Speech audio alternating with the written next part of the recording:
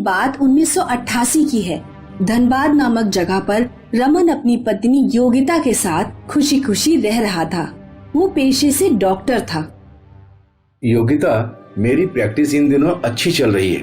अगर सब सही चला तो मैं अगले साल तक एक प्राइवेट क्लिनिक खोल लूंगा और हम अपना खुद का घर भी बना लेंगे। और एक दिन रमन बहुत ही परेशान घर लौटता है। क्या हुआ? आप इतने परेशान क्यों लग रहे हो? रमन पेपर्स योगिता के हाथ में रख देता है। पढ़ो इसको। ये क्या है? हे भगवान, अभी तो आपकी प्रैक्टिस जमने लगी थी, अब क्या करेंगे हम? कैंसिल नहीं हो सकता है क्या ये ट्रांसफर ऑर्डर? गवर्नमेंट ने ऑर्डर दिया है, इसलिए जाना तो पड़ेगा ही। वैसे गवर्नमेंट ने ट्रांसफर के साथ साथ प्रमोशन भी दिया है मुझे। उस गांव में कोई भी नहीं टिकता है। मगर ऐसा क्यों? वो तो मुझे पता नहीं। थोड़े दिन वहां कमा लेते हैं, फिर अपनी क्लिनिक बना लेंगे। आगे हमें अपनी फैमिली भी तो बढ़ानी है। अच्छा। और वो लोग अपना सामान लेकर विजयगढ़ जा रहे होते हैं कि रास्ते में गुजरते वक्त एक काली बिल्ली उनका रास्ता काट जाती है और गाड़ी का टायर भी 2 बार पंचर हो जाता है। सुनो जी, काली बिल्ली का रास्ता काटना अच्छा नहीं होता।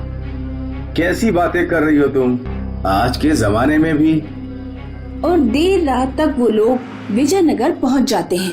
एक चौकीदार दौड़कर उनका सामान उतारने के लिए आता है। सलाम साहब, सलाम। सब सामान घर में पहुंचा दो।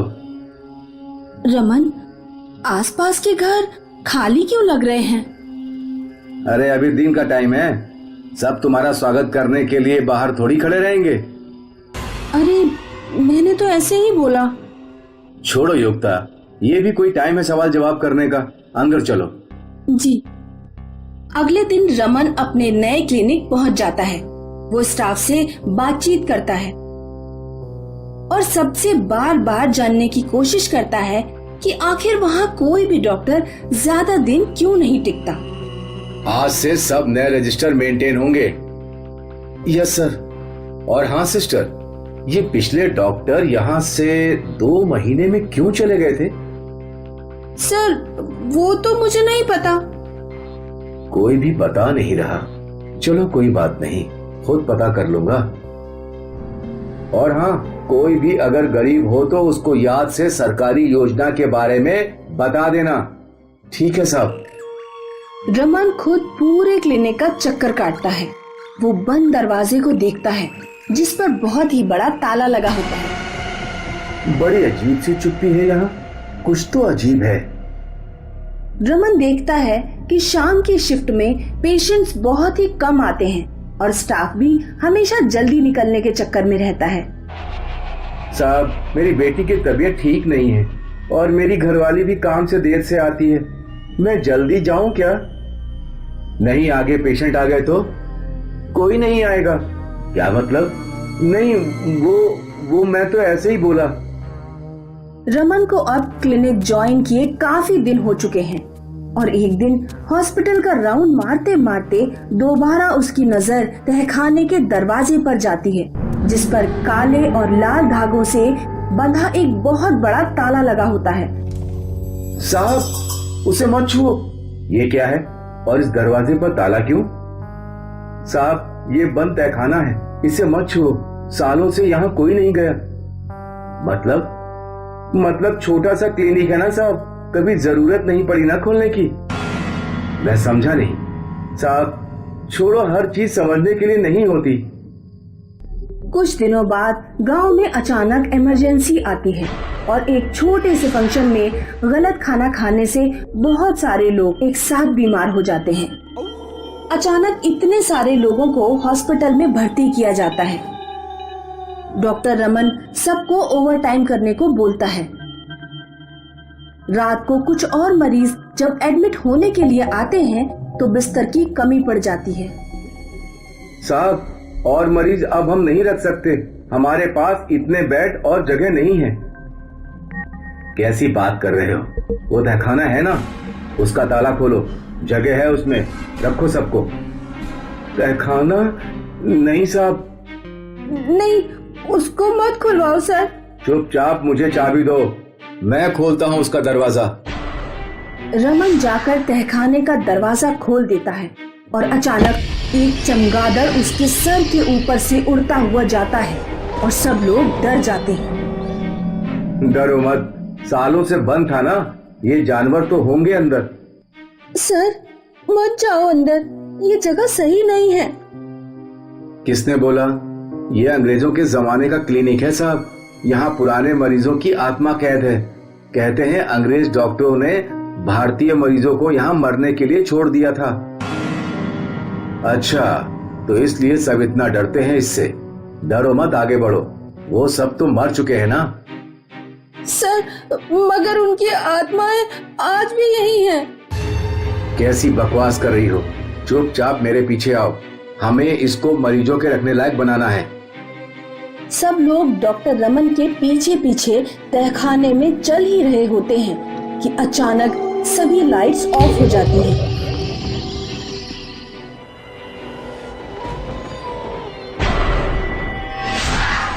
अरे टॉर्च नहीं लाए थे क्या साथ में? लाया हूँ तो चलाओ ना। वार्ड बॉय टॉर्च जला ही रहा होता है कि तभी एक बड़ा सा पक्षी उड़ता हुआ आता है और टॉर्च को नीचे गिरा देता है और अचानक तेज तेज हवाएं चलने लगती हैं। अरे तहखाने में तेज हवाएं कैसे आई? सर हमने बोला था आपको यहाँ नहीं आने को। तभी अचानक वार्ड बॉय जोर से चिल्लाता है, साहब सामने देखो। सामने कुछ उल्टी लटकी परछाइयां दिखाई देती हैं जो सब तेजी से उनकी तरफ बढ़ रही होती हैं। सब कुछ गिरने लगता है। वार्ड बॉय और नर्स वहां से भाग जाते हैं और कोई साया आकर डॉक्टर को पीछे से पकड़ लेता है। छोड़ो, मुझे छोड़ो। नहीं छोड़ूंगा, आज तो फिर से आजाद हुआ हूँ मैं। डॉक्टर रमन जैसे तैसे अपनी जान बचाकर वहां से भागता है और बाहर आकर तहखाने को बंद कर देता है। और जैसे ही वो अपने क्वार्टर के पास पहुंचता है, वार्ड बॉय भी वहीं आ जाता है। बोला था ना मैंने साहब आपको, मत खोलो दरवाजा, अब फंस गए ना। तभी रमन की पत्नी भी भागी भागी घर से बाहर आ जाती है और रमन उसको सब कुछ बताता है। चलो यहाँ से, अभी चलो, नहीं रहना हमें ऐसी जगह, ऐसा काम भी किस काम का। अब चाहकर भी नहीं जा पाओगे यहाँ से, आपने वो दरवाजा खोल दिया है, अब आपको ही उसको बंद करना होगा फिर से। तो क्या करूं मैं, आप ही बताओ।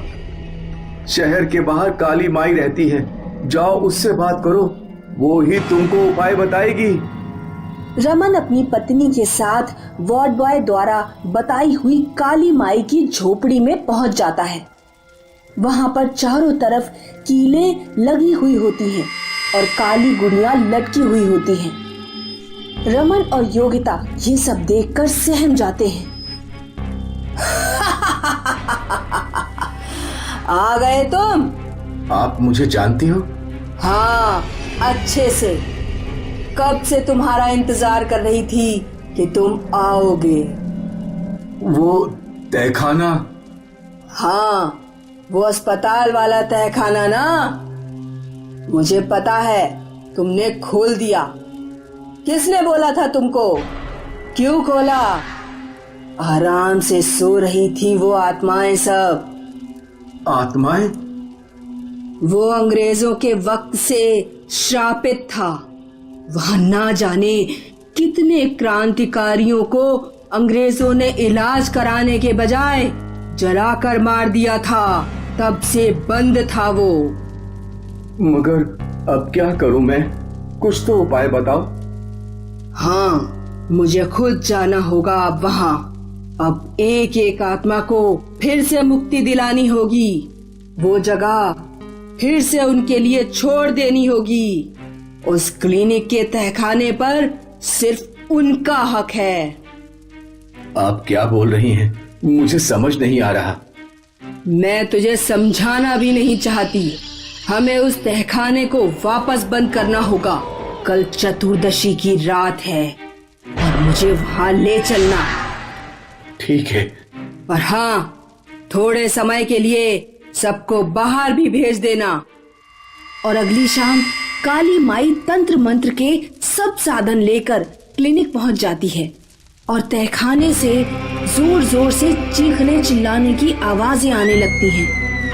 अचानक सब कुर्सियां और दरवाजे भी उल्टे लटक जाते हैं। ओम स्वाहा, ओम फट स्वाहा, ओम स्वाहा, ओम फट स्वाहा। कुछ परछाइयां आकर काली माई और रमन को पकड़ने की कोशिश करती हैं। ओम स्वाहा, ओम फट स्वाहा, ओम स्वाहा, ओम फट स्वाहा, ओम स्वाहा। बस अब बाहर मत निकलना, अंदर ही रहना। तुम्हारी बाहर कोई जरूरत नहीं है। अंदर से जोर से चीखने चिल्लाने की आवाजें आती रहती हैं, मगर काली माई मंत्रोच्चारण करती रहती है और ताले पर जोर से पानी के छींटे मारती है और फिर उसके चारों तरफ लाल धागा बांध देती है। और सुबह होते होते आवाजें एकदम शांत हो जाती हैं। माई, ये सब क्या है? बस अब ये सब शांत हो गई हैं, कभी लौट कर नहीं आएंगी। काली माई और इस दरवाजे को दोबारा खोलने की कोशिश मत करना, वरना अगली बार ये काली माई होगी या नहीं ये मैं खुद भी नहीं जानती। रमन घर लौट आता है और अब भी डरा हुआ होता है। अब तो सब ठीक हो गया है ना, अब क्यों घबरा रहे हो आप? सब ठीक तो हो गया है युक्ता, मगर मैं उस क्लिनिक में अब कभी काम नहीं कर पाऊंगा। तो क्या डिसाइड किया है आपने? सोच रहा हूँ अब ये सरकारी नौकरी छोड़ देता हूँ, यहाँ से दूर चलते हैं, खुद का एक छोटा सा क्लिनिक खोल लेंगे और बार बार दूसरी जगह भी नहीं जाना पड़ेगा। और कुछ दिनों बाद रमन अपने परिवार के साथ वो गांव छोड़कर जा रहा होता है और दूर से तहखाने का दरवाजा जोर जोर से खुलने की कोशिश कर रहा होता है। ये साइंटिस्ट रमन है जो आज दुनिया के सामने एक बहुत बड़ी महामारी की मेडिसिन की घोषणा करने वाले हैं। लेकिन एक भूतिया साया इनका पीछा कर रहा है। पिछली रात से इनके साथ अजीबोगरीब चीजें हो रही हैं। ये सोए तो अपने बिस्तर पर थे, लेकिन इनकी आंख कुएं में खुली। लोगों ने इनकी जान तो बचा ली, लेकिन कोई तो है जो इनका पीछा कर रहा है। तो सर, हमें बताइए कि आपको कैसा लग रहा है इतनी बड़ी इन्वेंशन करके? ये मेडिसिन दुनिया का सबसे बड़ा इन्वेंशन है। मैं बहुत खुश हूँ। बहुत मेहनत की है मैंने। साइंटिस्ट रमन बोल रहे थे कि कोई साया उनके आसपास मंडराने लगा। वो डर गए। उस साये ने सामने रखे हुए पानी के ग्लास को उठाकर साइंटिस्ट के मुंह पर फेंक दिया। सभी लोग दंग रह गए। ये सब लाइव टीवी पर दिख रहा था। कौन है? कौन है यहाँ? सिक्योरिटी! जैसे ही सिक्योरिटी स्टेज पर आ रही थी, उस भूत ने सिक्योरिटी को हवा में उड़ाकर पटक दिया। साइंटिस्ट रमन बहुत डर गए और रिपोर्टर भी डरी हुई थी कि तभी सबके सामने साइंटिस्ट विक्रम का भूत दिखने लगा। ये सब लाइव टीवी पर दिख रहा था। साइंटिस्ट रमन भागने की कोशिश कर रहे थे कि साइंटिस्ट विक्रम के भूत ने उन्हें कुर्सी से बांध दिया। ये दवा रमन ने नहीं, मैंने बनाई है। इस धोखेबाज रमन ने मेरा खून कर दिया। खून? हाँ, खून। मैं और रमन एक साथ एक ही लैब में कई सालों से काम कर रहे थे। इस साल की शुरुआत में महामारी फैलने लगी। यार, इस महामारी से दुनिया को बचाना ही होगा। दुनिया भर के सारे साइंटिस्ट इस महामारी की ही दवा खोजने में लगे। कोई ना कोई जरूर बनाएगा। हमें भी कोशिश करनी चाहिए। ना बाबा ना, तू ही कोशिश कर, मेरे पास और भी बहुत काम है। मैं अकेला इस महामारी के ऊपर रिसर्च करने लगा। 1 महीने बाद मुझे इस महामारी के कीटाणु का कंपोजिशन समझ में आ गया। रमन, देख, मुझे इसका कॉम्पोजिशन मिल गया। अब मैं जल्द ही इसकी मेडिसिन बना लूंगा। अरे वाह, फिर तो हम बहुत अमीर हो जाएंगे। ये मेडिसिन किसी बड़ी कंपनी को बेचकर हम दुनिया के सबसे अमीर साइंटिस्ट बन जाएंगे। नहीं यार, ये हम गवर्नमेंट को देंगे। वो क्यों? किसी बड़ी कंपनी को बेचेंगे तो उस दवा की कीमत बहुत ज्यादा होगी और आम लोग इसे नहीं खरीद पाएंगे। गवर्नमेंट को बेचेंगे तो हर एक गरीब तक ये पहुंच जाएगी, पर गवर्नमेंट हमें इससे अच्छे दाम नहीं देगी। मुझे इस दवा से अमीर नहीं बनना, पर उन लाखों गरीबों की दुआ जरूर चाहिए। मैं बहुत खुश था कि मैं मेडिसिन बनाने के बहुत नजदीक था, लेकिन मुझे क्या पता था, जिसे मैंने दोस्त समझा था वो मेरे पीछे षड्यंत्र रच रहा है। रमन ने एक बड़ी कंपनी से हाथ मिला लिया था। उसे बहुत सारे पैसे मिलने वाले थे। तब से रमन मेरी हर हरकत पर नजर रखने लगा। वो अक्सर मेरी टेबल पर ताक झांक किया करता था। क्या ढूंढ रहे हो? कुछ नहीं, बस यहाँ कुछ गिरने की आवाज आई थी तो देखने चला आया कि कहीं कुछ टूटा तो नहीं। यहाँ तो कुछ गिरा नहीं है, शायद कहीं और से आवाज आई हो। हाँ, हो सकता है। मैं अपने काम में जुटा रहा और लगभग 15 दिन बाद मैंने वो मेडिसिन बना ही ली। Yes, I did it. I knew I would do it. क्या हुआ? आखिर मैंने वो मेडिसिन बना ही ली। फाइनली। मैं अभी जाकर न्यूज में ये अनाउंस करता हूँ। रुक जाओ, थोड़ा आराम से। ये इस सदी का सबसे बड़ा इन्वेंशन है। इसके अनाउंसमेंट के लिए बहुत सारी तैयारियां करनी होंगी। कैसी तैयारियां? गवर्नमेंट को इन्फॉर्म करना होगा, न्यूज वालों को भी पहले से इन्फॉर्म करना होगा। तो रुक, मैं सबसे बात करके आता हूँ, फिर मैं तेरे साथ चलता हूँ न्यूज चैनल के ऑफिस। ठीक है? रमन ने किसी से फोन पे बात की और फिर मेरे पास आया। हमें अभी गवर्नमेंट लैब इस मेडिसिन को ले जाना होगा। पर क्यों? उसका प्रोसेस है। चल लैब। मैं रमन के साथ उसकी कार में बैठ गया। रमन मुझे गवर्नमेंट लैब ले जाने के बदले किसी सुनसान फैक्ट्री में ले आया। वो कहाँ ले आया? अभी पता चल जाएगा। बाहर चल। मैं कार से उतरा और तुरंत 2 गुंडों ने मुझे पकड़ लिया। उनमें से एक गुंडे के हाथ में चाकू था। दोस्त ने मेरे गले पर घुमा दिया और मैं वहीं मर गया। उसके बाद इस हरामखोर ने उस कंपनी वाले को दवा का सारा फॉर्मूला दे दिया और बहुत सारे पैसे ले लिए।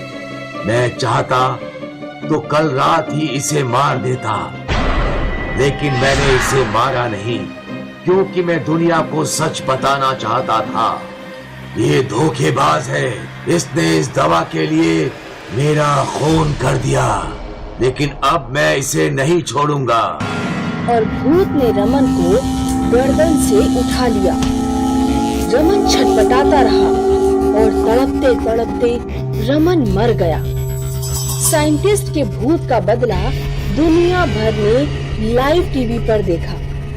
अगले दिन न्यूज चैनल में यही न्यूज थी। उस कंपनी के मालिकों को पुलिस ने पकड़ लिया और एक प्रेस रिलीज में गवर्नमेंट के ऑफिशियल्स ने डिक्लेयर किया, ये मेडिसिन जो लेट साइंटिस्ट विक्रम ने बनाई है 100% इफेक्टिव है इस महामारी को दूर करने के लिए। We salute late scientist Vikram for his contribution towards this society.